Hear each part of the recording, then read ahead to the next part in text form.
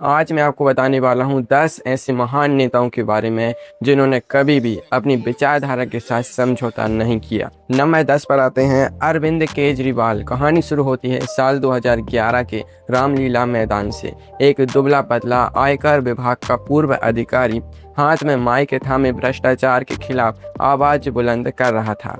उस वक्त किसी ने भी नहीं सोचा था कि यह आंदोलन भारतीय राजनीति का नक्शा बदल देगा। अरविंद केजरीवाल ने जब आम आदमी पार्टी की नींव रखी तो यह केवल एक राजनीतिक दल का गठन नहीं था, बल्कि दशकों पुरानी स्थापित राजनीति पर सीधा हमला था। बिना किसी राजनीतिक बैकग्राउंड के सीधे जनता के बीच जाना और मुफ्त बिजली, पानी, शिक्षा व स्वास्थ्य जैसी कल्याणकारी राजनीति को अपना वैचारिक केंद्र बनाना, यह एक बिल्कुल नया प्रयोग था। राजनीतिक विश्लेषकों ने उनके फैसलों पर सवाल उठाए, विरोधियों ने उन पर तीखे हमले किए और कानूनी व प्रशासनिक लड़ाइयों का लंबा दौर चला। लेकिन केजरीवाल ने अपनी आम आदमी वाली राजनीति और लीक से हटकर फैसले लेने के ढर्रे को कभी नहीं बदला। वह लगातार साबित करते रहे कि चुनाव जीतने के लिए पारंपरिक राजनीतिक फॉर्मूलों पर चलना ही एकमात्र रास्ता नहीं है।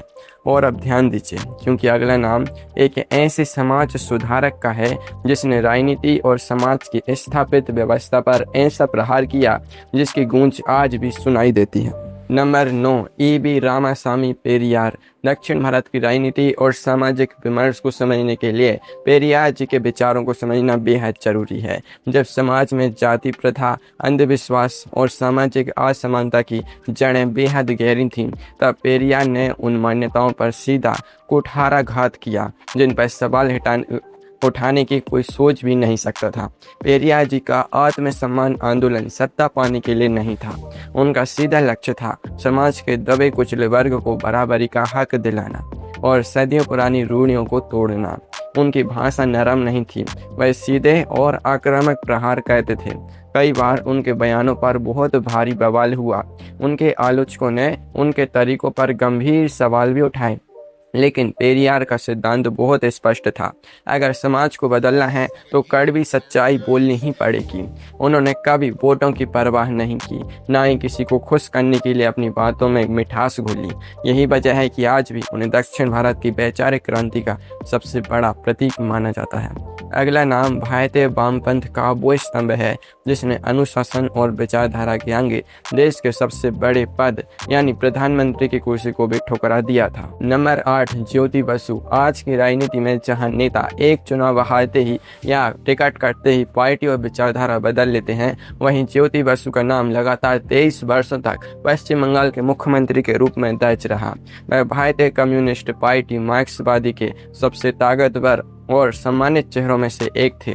ज्योति बसु की राजनीति का आधार था मार्क्सवादी विचारधारा, वर्ग संघर्ष और जमीन से जुड़े संगठन। पश्चिम बंगाल में भूमि सुधार के जरिए उन्होंने ग्रामीण अर्थव्यवस्था और गरीब किसानों को जो ताकत दी, उसने वामपंथ को दशकों तक अजेय बनाए रखा। ज्योति बसु के जीवन का सबसे बड़ा वैचारिक क्षण 1996 में आया, जब संयुक्त मोर्चे की सरकार ने उन्हें भारत का प्रधानमंत्री बनने का प्रस्ताव दिया। लेकिन उनकी पार्टी CPIM ने यह फैसला लिया कि वह सरकार में शामिल नहीं होगी। ज्योति बसु ने अपनी पार्टी के वैचारिक अनुशासन को सर्वोपरि माना और प्रधानमंत्री का पद ठुकरा दिया, जिसे बाद में उन्होंने खुद ऐतिहासिक भूल कहा था। लेकिन विचारधारा के प्रति उनकी यह निष्ठा आज भी राजनीति में दुर्लभ है। और अब जिस शख्सियत का नाम आ रहा है, उनका नाम आते ही भारतीय राजनीति में विचारों की सबसे तीखी बहस शुरू हो जाती है। नंबर 7, विनायक दामोदर वीर सावरकर। वीर सावरकर एक ऐसा नाम जिसके इर्द गिर्द भारतीय राष्ट्रवाद की सबसे चर्चित और विवादित बहसें घूमती हैं। सावरकर जी केवल एक राजनीतिक नेता नहीं थे, वह एक क्रांतिकारी, लेखक, इतिहासकार और प्रखर विचारक थे। अंडमान की सेल्यूलर जेल यानी काला पानी की अमानवीय यातनाएं झेलने से लेकर हिंदुत्व की वैचारिक संरचना तैयार करने तक सावरकर का जीवन संघर्षों से भरा रहा। उन्होंने सांस्कृतिक और राजनीतिक हिंदुत्व हिंदुत्व का जो ढांचा देश के सामने रखा, उसने आगे चलकर भारतीय राजनीति के एक बड़े हिस्से की दिशा तय की। समय तक उन्हें प्रखर राष्ट्रभक्त और दूरदर्शी मानते हैं, जबकि आलोचक उनकी राजनीतिक दृष्टि और नीतियों पर गंभीर सवाल खड़े करते हैं। लेकिन दोनों पक्ष इस बात से इनकार नहीं कर सकते कि सावरकर ने अपने विचारों को कभी छुपाया नहीं। विवाद होंगे, आलोचनाएं होंगी, यह जानते हुए भी उन्होंने हिंदुत्व और राष्ट्रवाद के अपने सिद्धांतों को बेबाकी से सामने रखा और अंत तक उस पर कायम रहे। अगला नाम सावरकर की उसी वैचारिक विरासत को प्रशासनिक और राजनीतिक धरातल पर कड़ाई से लागू करने वाले नेता का है। नंबर 6, योगी आदित्यनाथ। गोरखपुर के प्राचीन नाथपंथी मठ के महंत से लेकर देश के सबसे बड़े और राजनीतिक रूप से सबसे महत्वपूर्ण राज्य उत्तर प्रदेश के मुख्यमंत्री बनने तक योगी आदित्यनाथ का सफर अद्भुत रहा है। योगी जी की राजनीति की सबसे बड़ी खासियत है पूर्ण स्पष्टता। उनकी छवि एक कड़क, समझौते न करने वाले और स्पष्ट हिंदुत्ववादी नेता की रही है। पारंपरिक नेताओं की तरह लुभाने वाले या अस्पष्ट बयान देने के बजाय उनकी शैली हमेशा सीधी और आक्रामक रही है। चाहे कानून व्यवस्था से जुड़े सख्त फैसले हों, धर्म परिवर्तन से जुड़े कानून हों या शासन का बुलडोजर मॉडल, योगी आदित्यनाथ ने अपने फैसलों से कभी पीछे हटने का संकेत नहीं दिया। आलोचकों ने उनकी प्रशासनिक शैली और नीतियों पर लगातार प्रहार किए, लेकिन उनके समर्थकों का मानना है कि योगी जी जो कहते हैं वही कहते हैं। राजनीति में यह स्पष्टता ही उनकी सबसे बड़ी ताकत बनी।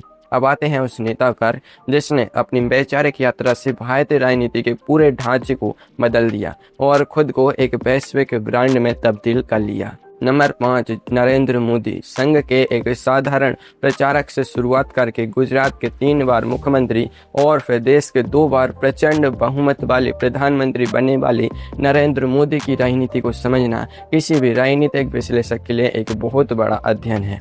नरेंद्र मोदी की राजनीति के 4 प्रमुख स्तंभ रहे हैं: प्रखर राष्ट्रवाद, हिंदुत्व, विकास का गुजरात मॉडल और एक निर्णायक मजबूत नेता की छवि। 2002 के बाद से लेकर 2014 के राष्ट्रीय पटल पर छाने तक उन पर चौतरफा राजनीतिक और मीडिया हमले हुए, लेकिन मोदी जी ने अपनी वैचारिक राह कभी नहीं बदली। उन्होंने भारतीय जनता पार्टी की कोर विचारधारा के सबसे बड़े वादों जैसे अनुच्छेद 370 को हटाना, राम मंदिर का निर्माण और नागरिकता संशोधन अधिनियम यानी CAA को अपने कार्यकाल में धरातल पर उतारा। विरोधियों के तीखे प्रहार और अंतर्राष्ट्रीय दबाव के बावजूद अपनी विचारधारा के प्राथमिक एजेंडे को लागू करने में नरेंद्र मोदी कभी नहीं झिझके। लेकिन इस राजनीतिक वटवृक्ष को उगाने वाला वो शिल्पकार कौन था जिसने केवल 2 सीटों वाली पार्टी को राष्ट्रीय सत्ता के केंद्र तक पहुंचाया? नंबर 4, लाल कृष्ण आडवाणी। साल 1984 लोकसभा चुनाव के नतीजे आते हैं और भारतीय जनता पार्टी सिमट कर सिर्फ 2 सीटों पर रह जाती है। राजनीति के पंडितों ने भाजपा का अंत घोषित कर दिया था, लेकिन तभी एक इंसान ने पार्टी के पुनरुत्थान की पटकथा लिखना शुरू की। उनका नाम था लाल कृष्ण आडवाणी। आडवाणी जी ने समझा कि जब तक पार्टी अपनी सांस्कृतिक और वैचारिक पहचान को आक्रामक रूप से जनता के सामने नहीं रखेगी, तब तक वह सिर्फ कांग्रेस की एक हल्की प्रति बनकर रह जाएगी। इसके बाद 1990 में आई उनकी ऐतिहासिक राम रथ यात्रा। सोमनाथ से अयोध्या तक की इस यात्रा ने भारतीय राजनीति के पूरे ताने बाने को ही बदल कर रख दिया। आडवाणी जी ने संगठन को मजबूत किया, कार्यकर्ताओं में जान फूंकी, हिंदुत्व के मुद्दे को राष्ट्रीय राजनीति की मुख्य धारा में लाकर खड़ा कर दिया। वक्त बदला, पार्टी के भीतर नेतृत्व के समीकरण बदले, लेकिन भारतीय जनता पार्टी की इस विशाल इमारत के नीचे जो वैचारिक और संगठनात्मक नींव बिछी है, उस पर लाल कृष्ण आडवाणी का नाम हमेशा अंकित रहेगा।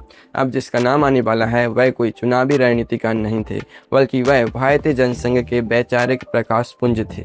नंबर 3, पंडित दीनदयाल उपाध्याय। भारतीय राजनीति में कई नेता ऐसे हुए जिन्होंने चुनाव जीते और सरकारें चलाईं, लेकिन पंडित दीनदयाल उपाध्याय उन बेले विचारकों में से थे जिन्होंने एक पूरी राजनीतिक विचारधारा को दार्शनिक आधार दिया। जनसंघ के दिनों में जब देश में एक तरफ पश्चिमी पूंजीवाद था और दूसरी तरफ सोवियत संघ का समाजवाद, तब दीनदयाल जी ने भारत के लिए एक तीसरा रास्ता प्रस्तुत किया, एकात्म मानववाद। उनका मानना था कि विकास की दौड़ में इंसान को सिर्फ एक आर्थिक पुर्जा नहीं माना जाना चाहिए, उनका सबसे बड़ा सिद्धांत था अंत्योदय, यानी योजनाएं ऐसी बने जिनका लाभ समाज के सबसे अंतिम पायदान पर खड़े सबसे गरीब व्यक्ति तक सबसे पहले पहुंचे। दीनदयाल जी सत्ता पाने के जोड़ तोड़ में कभी शामिल नहीं रहे। उन्होंने अपना पूरा जीवन वैचारिक साहित्य लिखने और संगठन को गढ़ने में लगा दिया। आज भाजपा जिस कल्याणकारी योजनाओं और अंत्योदय की बात करती है, उसकी आत्मा पंडित दीनदयाल उपाध्याय के विचारों में ही बसती है। लेकिन नंबर 2 पर जो नाम है, उन्होंने विचारधारा के इस दीपक को अपनी वाक्पटुता, कविता और सर्वसमावेशी व्यवहार से पूरे देश का प्रिय बना दिया। नंबर 2 पर आते हैं अटल बिहारी वाजपेयी जी, भारतीय राजनीति के अजात शत्रु, एक ऐसा नेता जिसका भाषण सुनने के लिए उनके घोर राजनीतिक विरोधी भी संसद में शांत होकर बैठ जाते थे। अटल जी राष्ट्रीय स्वयंसेवक संघ और जनसंघ की विचारधारा में रचे बसे थे। वह राष्ट्रवादी विचारों के प्रति पूरी तरह समर्पित थे, लेकिन उनकी सबसे बड़ी खासियत थी उनकी भाषा की सौम्यता, लोकतांत्रिक मर्यादा और संवाद की अद्भुत क्षमता। उन्होंने साबित किया कि अपने सिद्धांतों पर अड़िग रहते हुए भी राजनीतिक विरोधियों का सम्मान किया जा सकता है। 1998 में जब उन्होंने सरकार बनाई तो उनके साथ 20 से भी ज़्यादा अलग अलग विचारधाराओं वाले दल थे। पोखरण में परमाणु परीक्षण करे कि दुनिया भर के प्रतिबंधों का सामना करना हो या कारगिल युद्ध में पाकिस्तान को मुंह तोड़ जवाब देना हो, अटल जी ने देश के स्वाभिमान से कभी समझौता नहीं किया। उन्होंने गठबंधन की व्यावहारिक राजनीति भी चलाई और अपनी मूल राष्ट्रीय विचारधारा की साख को भी आंच नहीं आने दी। और अब बात करते हैं उस नंबर 1 नेता की, जिन्होंने अपने विचारों के लिए स्वतंत्र भारत की पहली कैबिनेट के मंत्री पद से इस्तीफा दे दिया और अंत में अपना बलिदान तक दे दिया। Number 1, doctor Shyama Prasad Mukherjee. Doctor Shyama Prasad Mukherjee स्वतंत्र भारत के इतिहास के उन महानतम नेताओं में से हैं जिन्होंने यह सिखाया कि सिद्धांत और देश का स्वाभिमान मंत्री पद से कहीं ज़्यादा बड़ा होता है। वह पंडित जवाहरलाल नेहरू की पहली अंतरिम सरकार में उद्योग मंत्री थे, लेकिन जब नेहरू ले आकर समझौते और कश्मीर नीति को लेकर सरकार का रुख ढुलमुल दिखाई दिया तो डॉक्टर मुखर्जी ने बिना एक पल गवाए केंद्रीय मंत्रिमंडल से इस्तीफा दे दिया। इसके बाद 1951 में उन्होंने भारतीय जनसंघ की स्थापना की। कश्मीर को भारत का पूर्ण और अभिन्न अंग बनाने के लिए उन्होंने नारा दिया था, एक देश में 2 विधान, 2 प्रधान और 2 निशान नहीं चलेंगे। उस समय जम्मू कश्मीर जाने के लिए परमिट लेना पड़ता था।